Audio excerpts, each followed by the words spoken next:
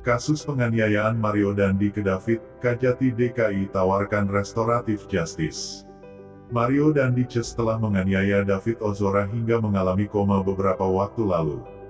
Kini Mario Dandi pun telah ditetapkan sebagai tersangka oleh polisi dalam kasus penganiayaan itu. Kepala Kejaksaan Tinggi, Kajati, DKI Jakarta, Reda Mantovani mengatakan bahwa akan menawarkan kepada kedua pihak untuk melakukan restoratif justice RJ atau penyelesaian masalah tidak dengan hukum alias berdamai. Kendati demikian, RJ tersebut pun tetap sepenuhnya diserahkan kepada pihak keluarga. Reda menjelaskan bahwa jika salah satu pihak tak menginginkan RJ, maka proses hukum tetap berlanjut seperti sedia kala. Kami proses itu. Kami tetap menawarkan apakah ini akan dimaafkan secara yuridis sehingga dapat dilakukan proses tadi.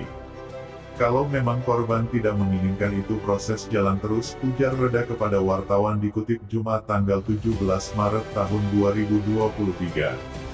Kemudian, Reda mengungkapkan bahwa perilaku Mario Dandi itu masuk dalam kategori penganiayaan berat.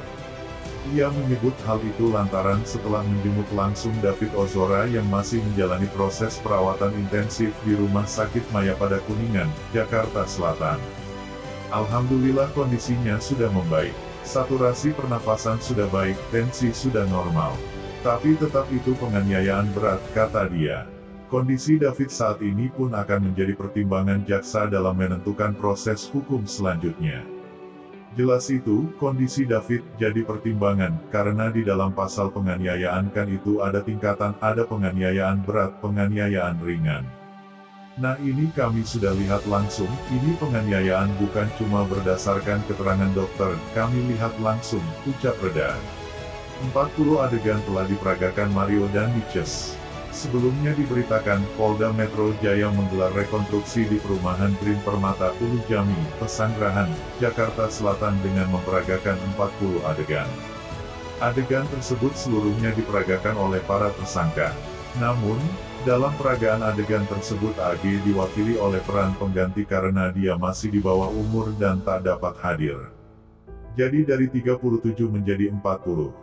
Adegan, Red, 40 terbagi 2 karena angelnya berbeda jadi 40A dan 40B, ujar Direktur Reserse Kriminal Umum Polda Metro Jaya Kombes Pol Hengki Haryadi di lokasi pada Jumat tanggal 10 Maret tahun 2023. Hengki mengatakan bahwa tambahan uragaan tersebut dilakukan lantaran saksi masih ada bagian yang belum pernah diperagakan dalam rangkaian kasus Mario Dandi.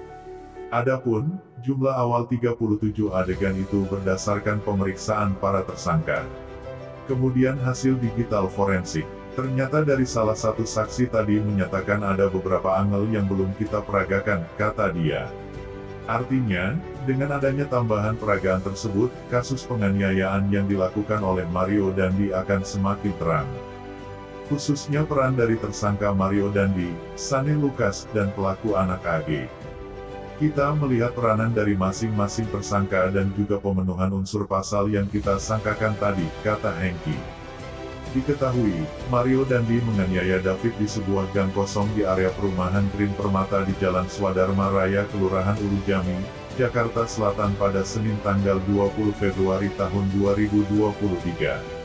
Mario Dandi dijerat dengan pasal 355 KUHP ayat 1 subsidiar pasal 354 ayat 1 KUHP subsidiar pasal 353 ayat 2 KUHP subsidiar pasal 351 ayat 2 KUHP dan atau pasal 76C junto pasal 80 UU PPA dengan ancaman maksimal 12 tahun penjara.